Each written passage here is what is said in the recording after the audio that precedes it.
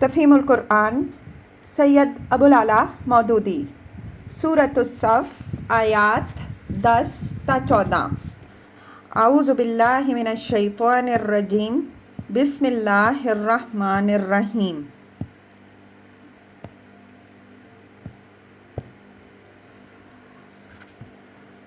یا ایھا الذین آمنو، اے لوگوں جو ایمان لائے ہو، ہل ادلکم علی تجارت تنجیکم من عذاب علیم، میں بتاؤں تم کو وہ تجارت جو تمہیں عذاب علیم سے بچا دے۔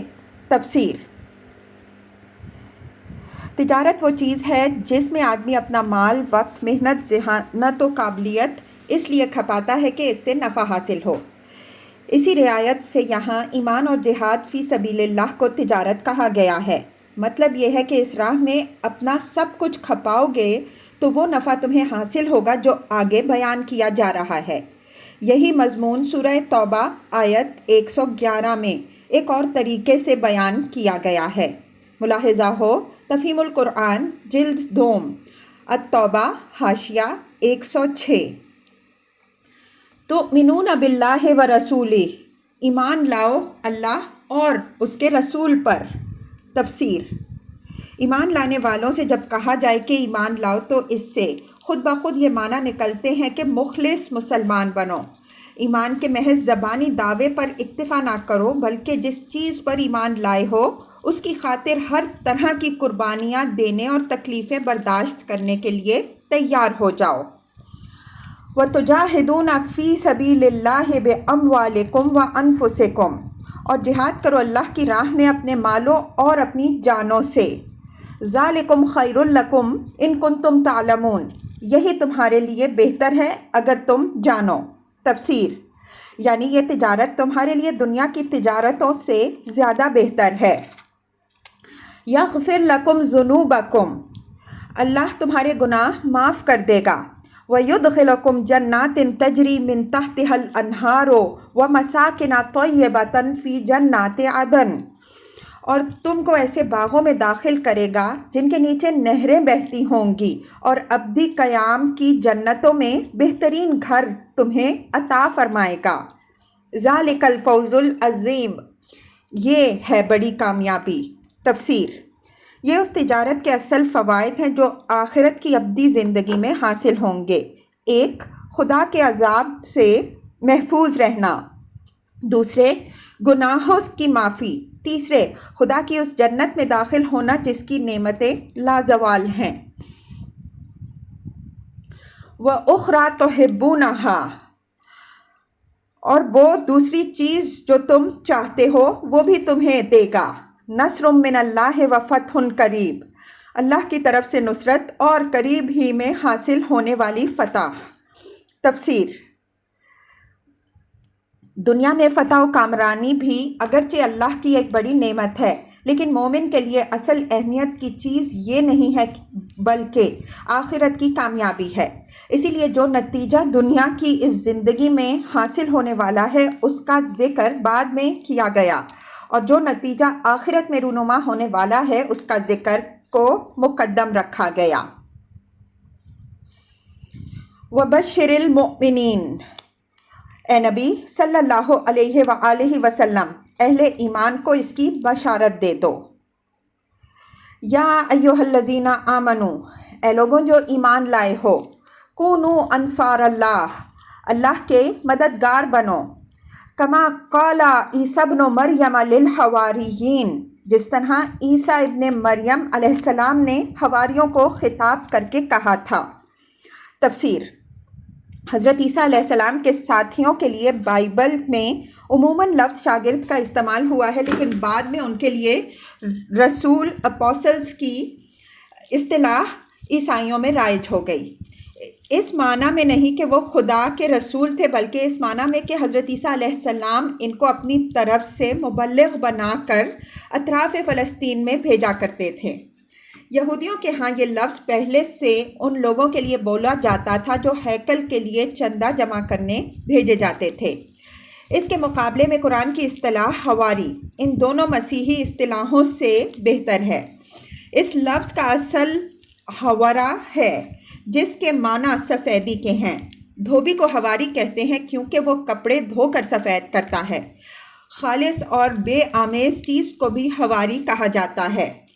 جس آٹے کو چھان کر بھوسی نکال دی گئی ہو اسے ہوارا کہتے ہیں۔ اسی معنی میں خالص دوست اور بے غرض حامی کے لیے یہ بولا جاتا ہے۔ ابن سیدا کہتا ہے ہر وہ شخص جو کسی کی مدد کرنے میں مبالغہ کرے وہ اس کا ہواری ہے۔ لسان العرب۔ من انصاری الی اللہ، کون ہے اللہ کی طرف بلانے میں میرا مددگار؟ قال الحواریون نحن انصار اللہ، اور حواریوں نے جواب دیا ہم ہیں اللہ کے مددگار۔ تفسیر۔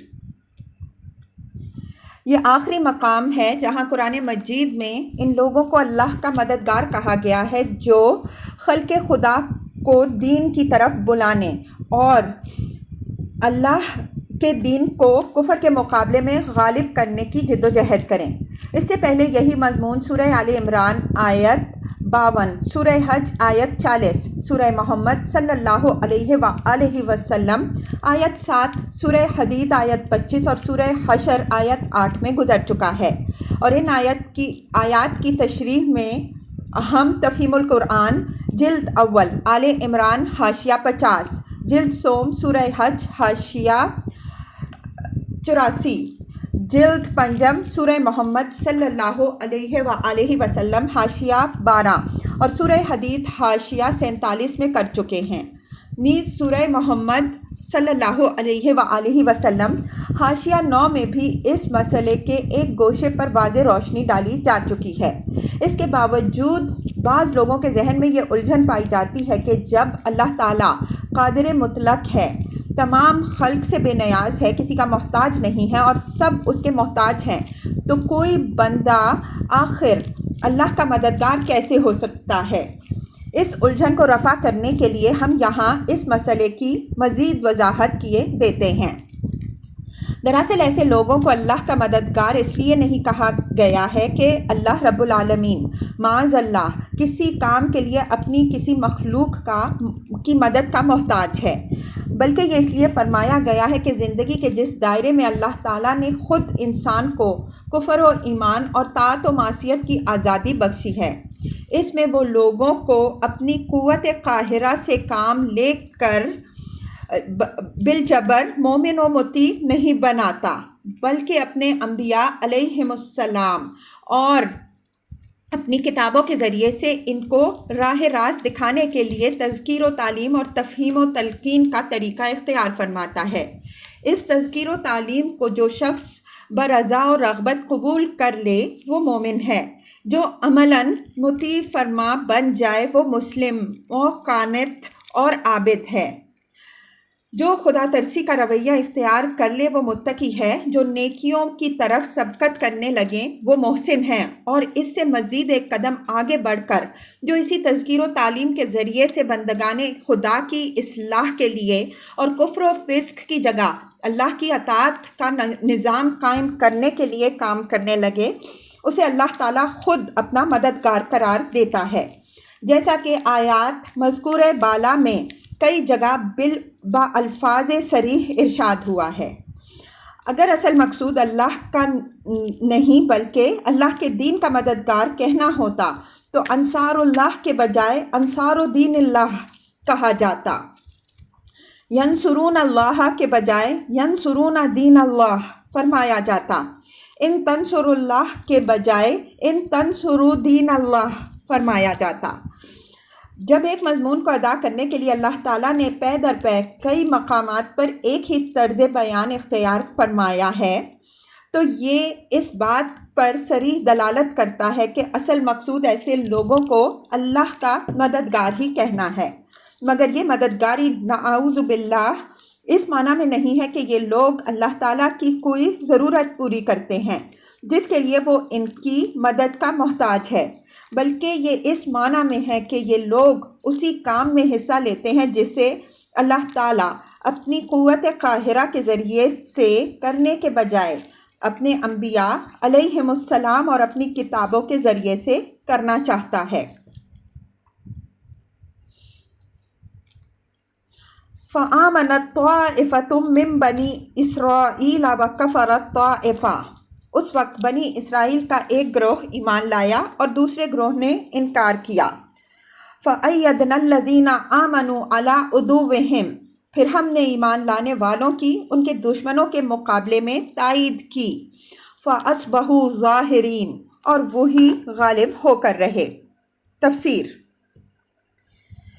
مسیح علیہ السلام پر ایمان نہ لانے والوں سے مراد یہودی اور ایمان لانے والوں سے مراد عیسائی اور مسلمان دونوں ہیں، اور اللہ تعالیٰ نے ان دونوں کو مسیح علیہ السلام کے منکرین پر غلبہ عطا فرمایا۔ اس بات کو یہاں بیان کرنے سے مقصود مسلمانوں کو یہ یقین دلانا ہے کہ جس طرح پہلے حضرت عیسیٰ علیہ السلام کے ماننے والے ان کا انکار کرنے والوں پر غالب آ چکے ہیں، اسی طرح اب محمد صلی اللہ علیہ وآلہ وسلم کے ماننے والے آپ صلی اللہ علیہ وآلہ وسلم کا انکار کرنے والوں پر غالب آئیں گے۔